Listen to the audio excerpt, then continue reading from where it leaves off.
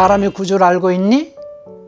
한국교회에서는 사람의 구조를 말할 때 영혼과 육체를 설명하는 이분법과 영과 혼과 육으로 설명하는 삼분법으로 성경을 해석하고 있습니다. 한국교회가 현재 사용하고 있는 성경 구절을 봅시다. 베드로전서 1장 9절에서는 믿음의 결국 곧 영혼의 구원을 받음이라고 되어 있는데, 데살로니가전서 5장 23절에서는 평강의 하나님이 친히 너희로 온전히 거룩하게 하시고 또 너희 온 영과 혼과 몸이 우리 주 예수 그리스도 강림하실 때에 흠없게 보존되길 원하노라 라고 되어 있습니다. 이와 같이 이분법과 삼분법으로 혼용되어 있어서 교단마다 해석하는 기준이 다르기 때문입니다.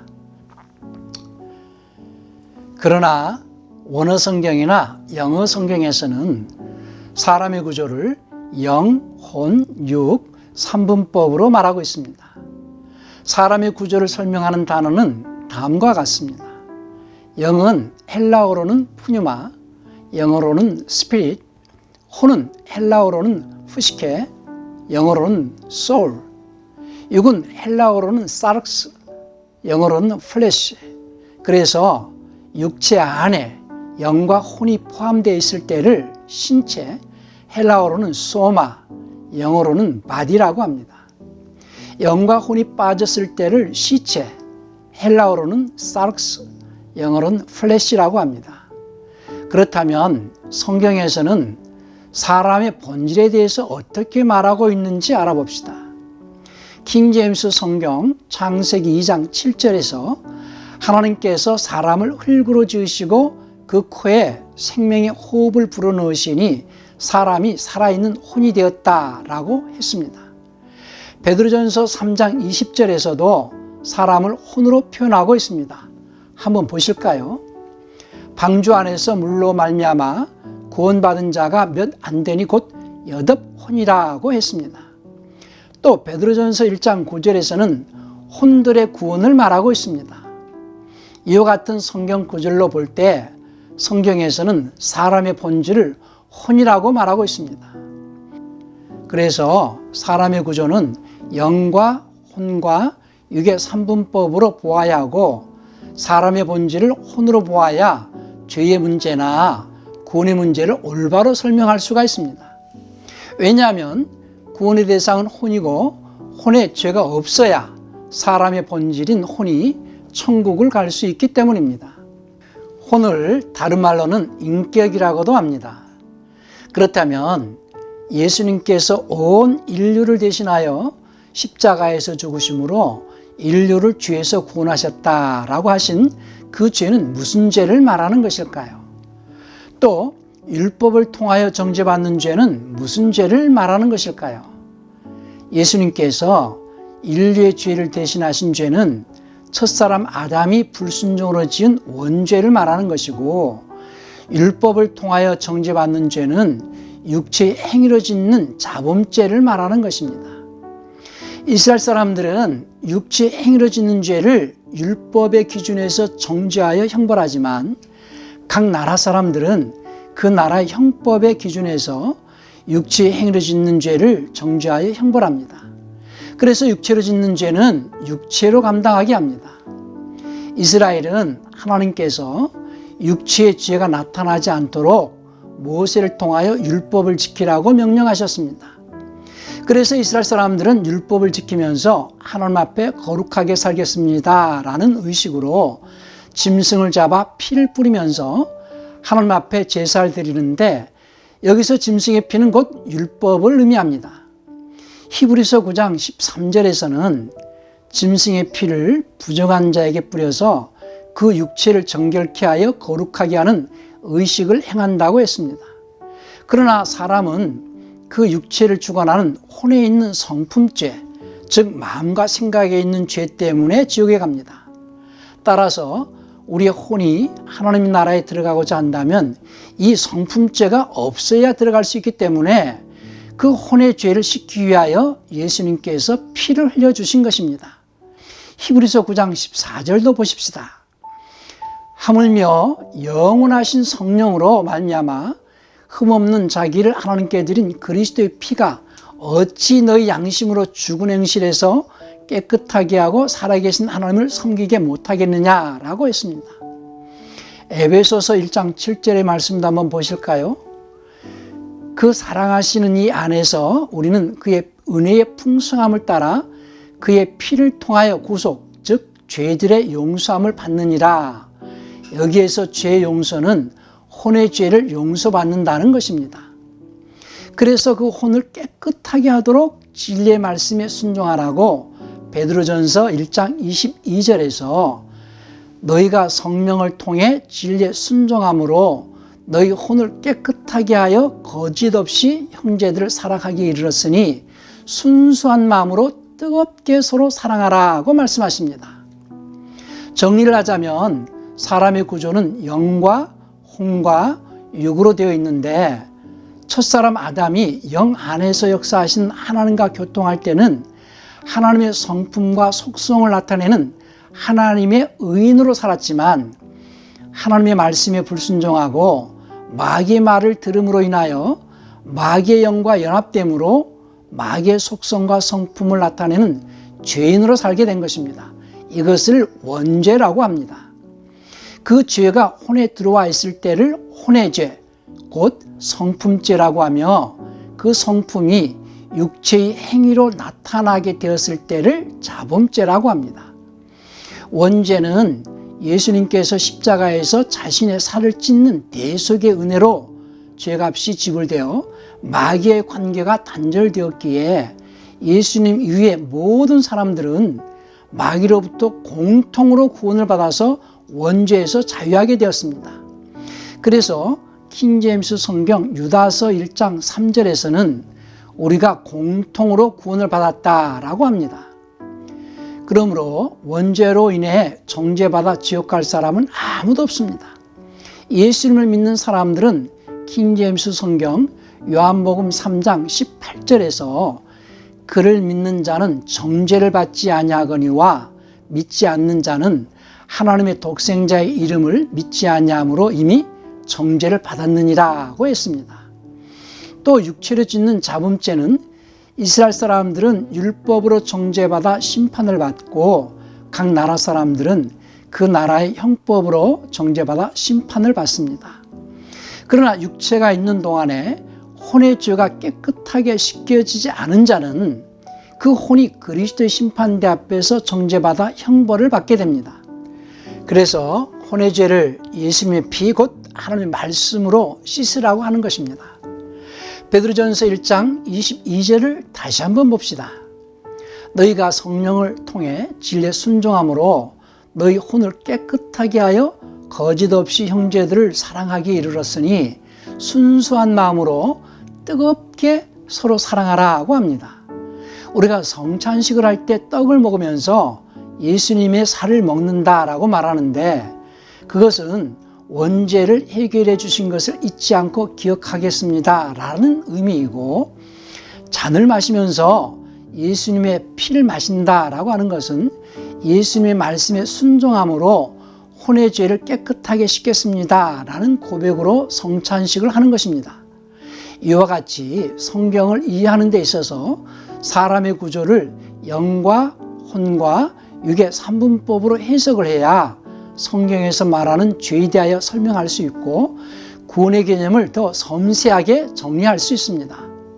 성경은 사람을 혼이라고 말하고 있고 예수님께서 십자가에서 죽으시고 부활하심으로 그 혼을 살리셨다고 말씀하고 있습니다. 그렇다면 혼이 살았다는 것은 무슨 말일까요? 혼이 살았다는 것을 알고 있니? 사람의 구조를 알고 있니? 라는 주제에서 사람의 본질은 혼이라는 것을 설명했습니다. 에베소서 2장 1절에서 허물과 죄로 죽었던 너희를 살리셨도다 라고 할 때에 이 말씀의 의미는 죽었던 혼을 살려서 산 혼이 되게 하셨다라고 하신 것입니다. 예수님께서 온 인류를 대신하여 자기 목숨을 많은 사람의 대성물로 주어 죽으심으로 인류는 산자들이 되었습니다. 그래서 인류는 예수님의 대속의 은혜로 공통의 구원을 받았다고 유다서 1장 3절에서 말씀하고 있습니다. 또 고린도 후서 5장 15절에서도 예수님께서 모든 사람을 대신하여 죽으심은 산자들로 하여금 다시는 저희 자신을 위하여 살지 않고 오직 저희를 대신하여 죽었다가 다시 사신 예수님을 위하여 살도록 모든 사람을 살리신 것이라고 말씀하셨습니다. 여기에서도 산자들이라 함은 혼이 산자라는 것입니다. 구약의 내용은 육체 예법을 기록하였지만 신약의 내용은 혼에 대하여 기록했다는 것을 염두에 두어야 성경을 잘 이해할 수 있습니다.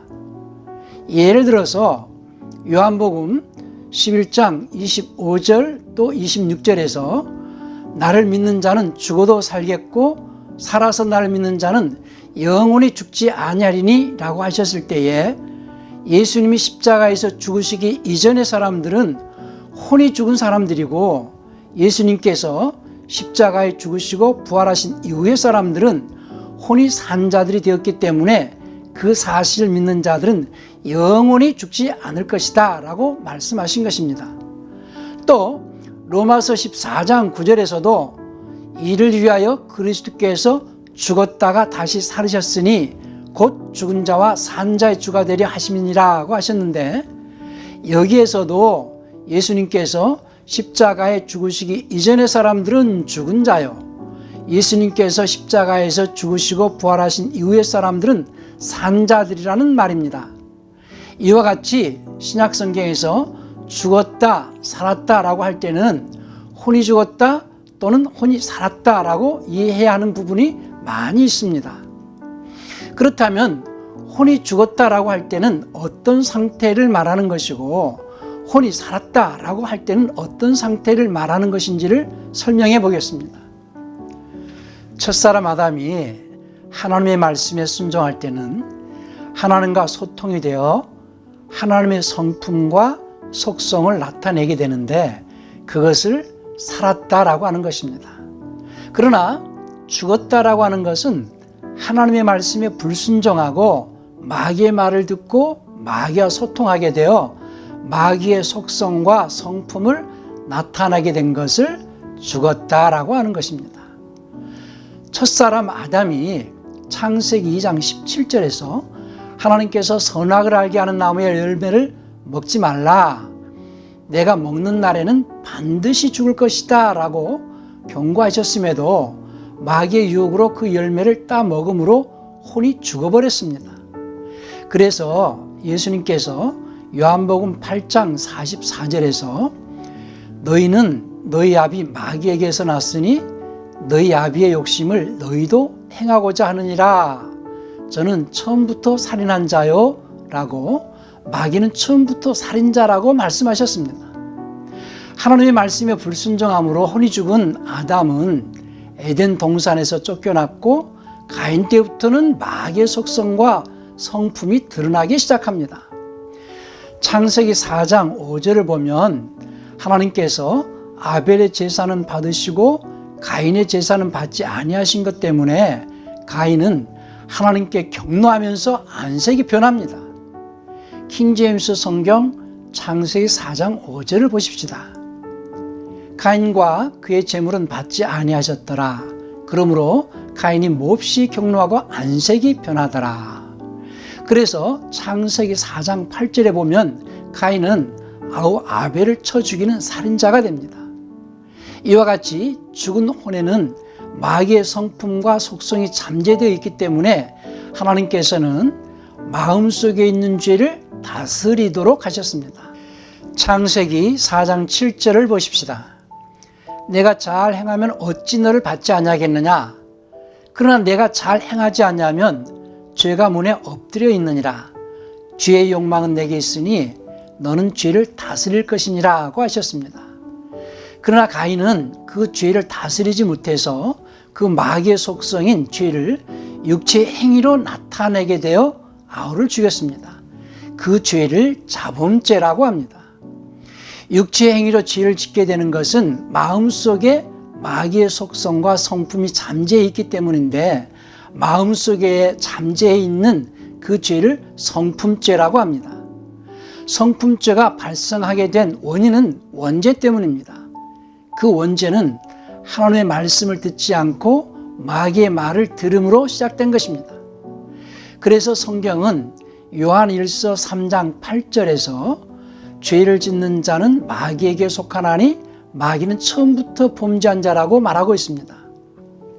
예수님께서 십자가에 죽으신 것은 아담 아래에 있는 모든 인류가 마귀와 관계되어 있는 원죄를 대속해 주시기 위함입니다. 예수님의 대속의 은혜로 인류는 마귀와의 관계가 단절되었습니다. 그러나 하나님과의 관계가 여전히 단절되어 있는 상태이기 때문에 예수님께서는 마귀와의 관계를 끊으시고 하나님과의 관계를 연결시키시려고 우리에게 생명의 말씀을 주셔서 그 말씀에 순종하도록 명령하신 것입니다. 하나님의 말씀에 순종하며 하나님께 나아가는 자들은 하나님과의 관계가 맺어진 자들로서 하나님의 성품과 속성이 나타나기 시작합니다. 그들을 산자라고 말하는 것이죠. 정리하자면 혼이 죽은 자란 하나님과의 관계가 끊어지고 마귀와의 관계가 연결되어 마귀의 속성과 성품을 나타내는 자를 죽은 자라고 말하고, 혼이 살았다라는 것은 마귀와의 관계가 끊어지고 하나님과의 관계가 연결되어질 수 있는 상태가 되었을 때를 살았다라고 하는 것입니다. 산자는 산자로서 계속해서 살아가려면 생명이 공급되어져야 하기에 하나님께서는 생명을 공급받을 수 있도록 생명의 말씀을 값없이 받으라고 하십니다. 요한계시록 22장 17절을 보시겠습니다. 성령과 신부가 말씀하시기를 오라 하시는도다. 듣는 자도 오라 할 것이요 목마른 자도 올 것이요 또 원하는 자는 값없이 생명수를 받으라 하시더라고 했습니다. 여기서 생명수는 곧 생명의 말씀을 의미합니다. 그래서 사도행전 5장 20절에서는 천사가 베드로에게 생명의 말씀을 백성에게 말하라고 하였습니다. 그 생명의 말씀을 받아서 거듭나야 하는 생활이 신앙생활입니다.